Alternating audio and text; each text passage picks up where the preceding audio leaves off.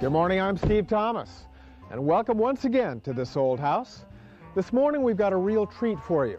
This is a Frank Lloyd Wright original right here in Lake Forest. Now you may recall that Frank Lloyd Wright lived and practiced in the greater Chicago area, and a lot of his buildings are now museums. This one is owned, cared for, and lived in by a real family. Oh, Rich, I love how the front door is tucked away. You can't even see it from the driveway. That's a hallmark of Wright's design. Yes, it is. As is the water by the front door, is it not? Right. Actually, it's a copper-lined pool, but unfortunately, we've actually tried to put fish in it a couple of times, and they die from the reaction to the copper. Aha. Now, this is the north side, and you got this row of little tiny windows.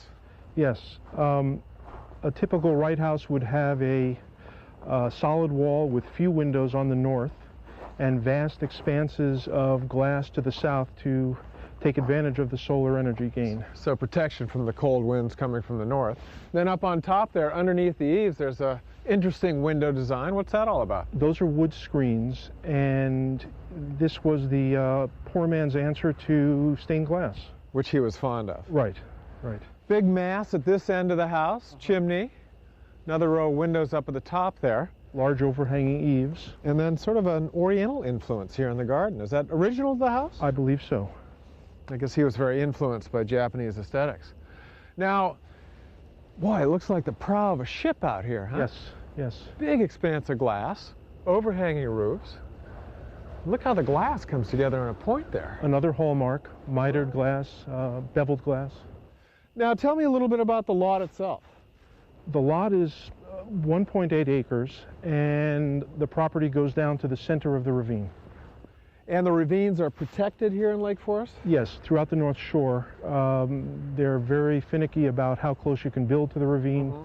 In fact, this house could not be built today as it is because the corner of the house sits on the crest of the ravine, and the current code calls for a 50-foot setback beyond the crest of the ravine. And I hear they're about to increase it by another 20 feet or so. Now the roof, what material is that? That is a copper roof. It was originally spec'd out to be concrete tile. In order to save money, they switched to cedar shake, and that did not hold up well to the elements, and about 10-15 years ago they installed a copper roof. And the siding?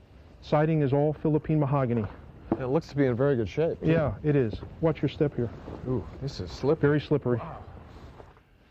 Now I like how the patio rolls right off the public areas of the house, and then it overlooks this deck structure here, which is pretty unusual.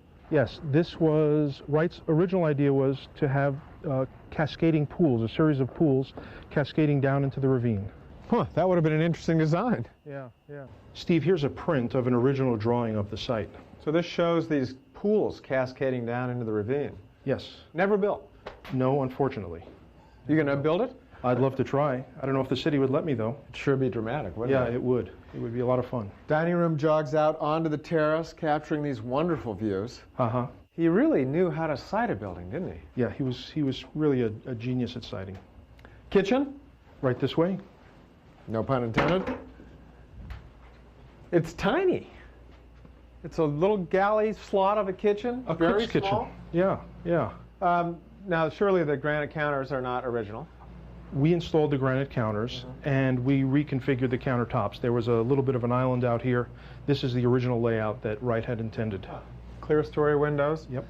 So you were not meant to gather the whole family in here. The kitchen or the bedrooms. Everybody was out into the living space. Built-ins here, another hallmark of his designs. A sideboard. Do you find that you lack storage in the house? No, there is plenty of storage. Wow, so he worked it all in. It's almost like living in a ship. Yeah, yeah. Shelves here, all kinds of storage for artwork and so on. The library. Wow, look at this. Look at this stair hall. This is quite dramatic. Yeah. The stairs suspended by these rods. Another thing that inspires intimacy are these fireplaces. I mean, it's almost like being in a cave. Yeah, 4 fireplaces, 2 at each end. And it seems to draw pretty well. Very well. Then the built-in banquettes. This is something we saw at Falling Water. He really didn't want you to bring your own furniture into the space. He wanted to control that as well, didn't he? Yes, he did. He would actually go to the extent of designing the evening wear for the woman of the house, the dinner wear, etc. Now you got some grates here with heat behind them. Heat, air conditioning, and lighting. And the soaring gallery of windows. Yes. Very dramatic. Do you find that you use this room? We use it quite a bit. We probably use this room more than any of the other rooms.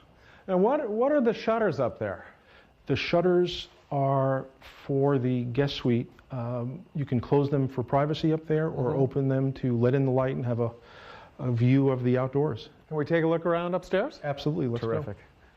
So you've lived here for 4 years. You've been working on it steadily. What advice do you have to those who might want to follow in your footsteps and take on a museum quality house like this? Well, if the house is done, it's really a no-brainer. If you're going to be rehabilitating the house or trying to bring it back to its original state, it's an awful lot of work. Yeah. You have to locate materials which match the original materials. You have to work closely with the city, various things like that. So you have a work of art on your hands, really. Yeah, essentially. So do you feel like an owner or a slave? I feel like an owner, a slave, a docent, a maintenance man, and a curator.